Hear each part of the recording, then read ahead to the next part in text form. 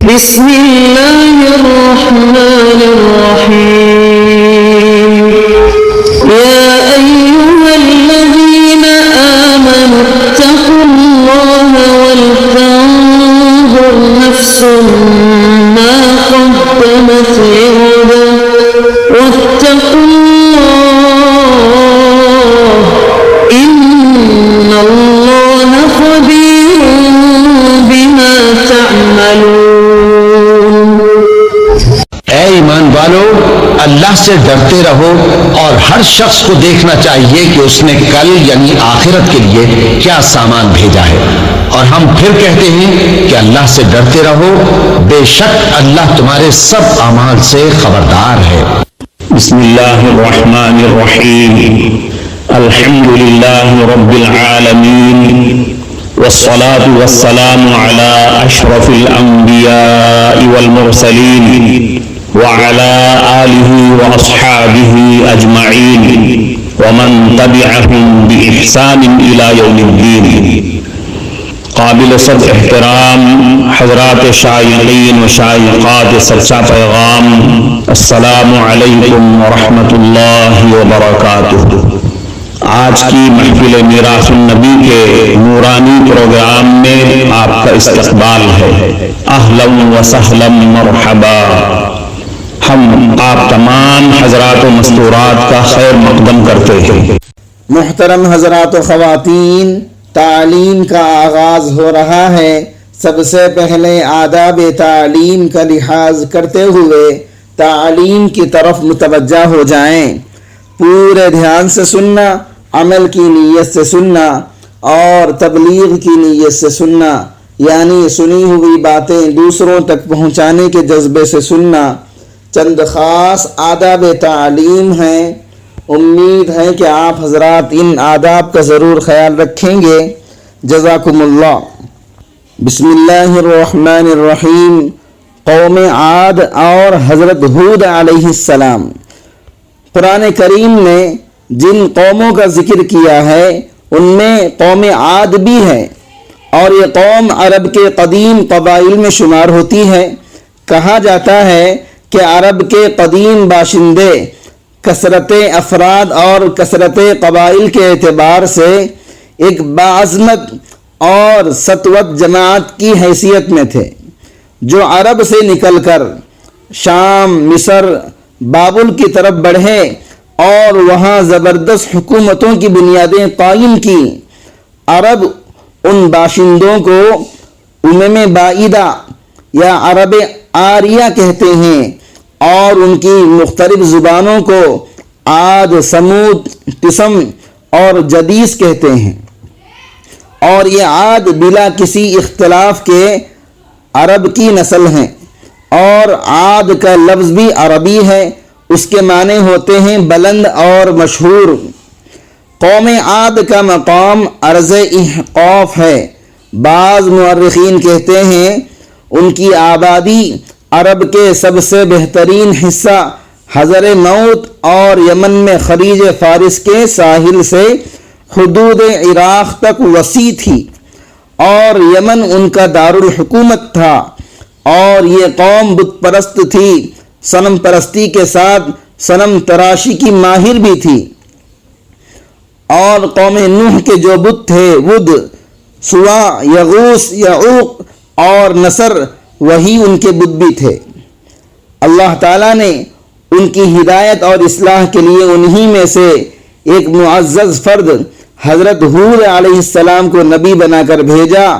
آپ نے اپنے فرض منصبی کے مطابق ان کو بت پرستی اور شرک سے باز آنے اور وحدانیت پر قائم ہونے کی دعوت دی، نیز ان کے ظلم اور بغاوت اور سرکشی، دنیا میں انہماک اور آخرت سے اعراض پر ان کو تنبیہ فرمائی، مگر ان میں اکثر لوگ اپنی دنیاوی شان و شوکت، اپنی قوت و طاقت، مال و دولت کے گھمنڈ میں حضرت ہود علیہ السلام کی بات کو ماننے سے گریز کرنے لگے، بحث و مباحثے پر اتر آئے اور حضرت ہود علیہ السلام کی شان میں گستاخی کرنے لگے۔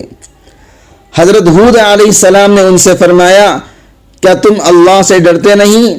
میں تمہارے پاس معتبر رسول بنا کر بھیجا گیا ہوں، لہذا اللہ سے ڈرو اور میری اطاعت کرو۔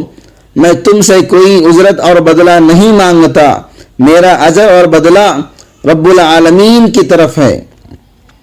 کیا تم اونچی زمین میں کھیلنے کو ایک شان بناتے ہو اور ایسے صنعتیں بناتے ہو کہ تم کو یہاں ہمیشہ رہنا ہے، اور جب کسی پر ہاتھ مارتے ہو ظلم و جبر کرنے والوں کا سا ہاتھ مارتے ہو؟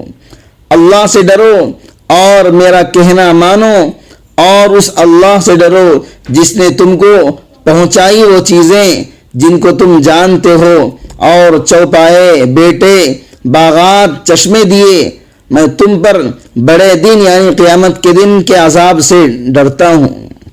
مگر حضرت ہود علیہ السلام کی یہ نصیحتیں اور ہدایتیں ان پر اثر انداز نہیں ہوئی، بلکہ وہ لوگ اور زیادہ ضد اور ہٹ ڈرمی کا مظاہرہ کرنے لگے، حضرت ہود علیہ السلام کا مذاق اور استہزاء کرنے لگے اور ان کو بیوقوف قرار دینے لگے، بلکہ ان کے دلائل اور براہین کو جھٹلانے اور ان کو جھوٹا ٹھہرانے لگے۔ چنانچہ کہا قال الملأ الذين كفروا من قومه إنا لنراك في سفاهة وإنا لنظنك من الكاذبين، ہم تجھے اے ہود حماقت اور بیوقوفی میں مبتلا دیکھتے ہیں، ہم تو تجھے جھوٹوں میں سے سمجھتے ہیں۔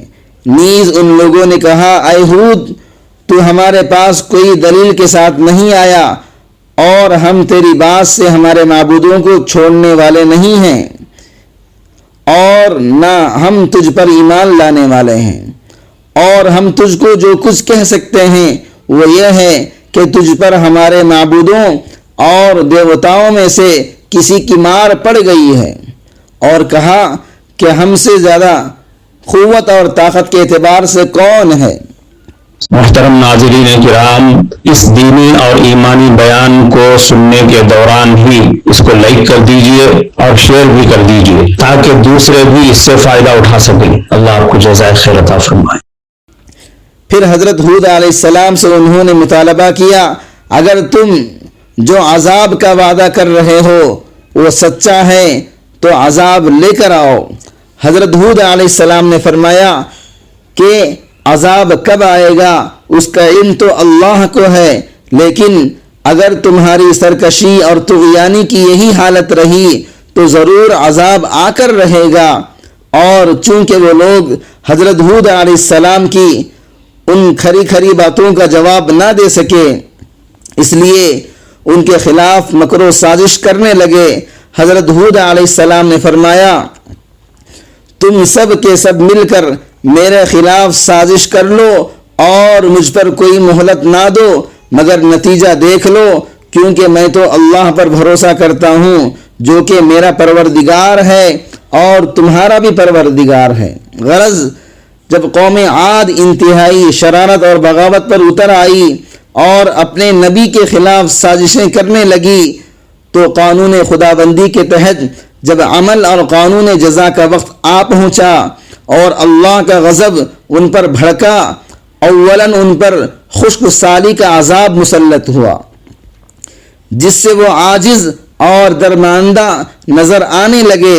حضرت ہود علیہ السلام نے دوبارہ ان کو سمجھاتے ہوئے فرمایا اللہ سے اپنے گناہوں کی معافی مانگو، اس کی طرف متوجہ ہو جاؤ، وہ تمہارے اوپر آسمان سے برسنے والے بادل بھیجے گا اور تمہاری قوتوں پر نئی قوتیں بڑھا دے گا اور تم اس سے منہ نہ موڑو۔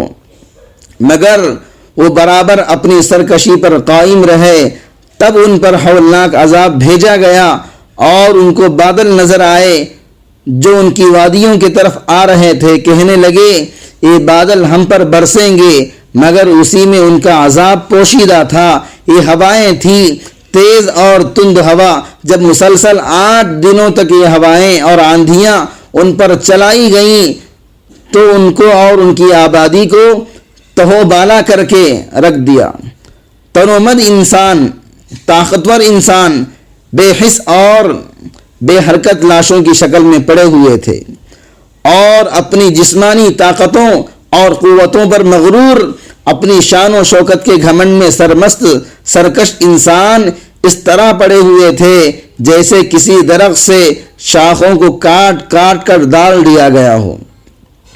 بس اس عذاب سے بچنے والے صرف وہ لوگ تھے جن کو سرمست سرکش مغرور لوگ حقارت آمیز نظروں سے دیکھا کرتے تھے، اور وہ اللہ کے پیغمبر حضرت ہود علیہ السلام کے ہاتھ پر ایمان لائے ہوئے تھے۔ سارے مجلس کی دعا پڑھ لیجئے۔ سبحانک اللہم و بحمدک اشہد ان لا الہ الا انت استغفرک و اتوب الیک۔ معزز شائقین و شائقات سچا پیغام، آپ کو اندازہ لگ گیا ہوگا کہ یہ مضمون کتنا اہم ہے اور کس قدر فائدہ مند ہے۔ کم سے کم درجے میں سوشل میڈیا کے ذریعے سے بھی ہم اس کو زیادہ سے زیادہ شیئر کریں گے تو دعوت کے فریضے کی کوششوں میں ہم بھی اپنا کچھ حصہ ڈالنے والے بن سکتے ہیں۔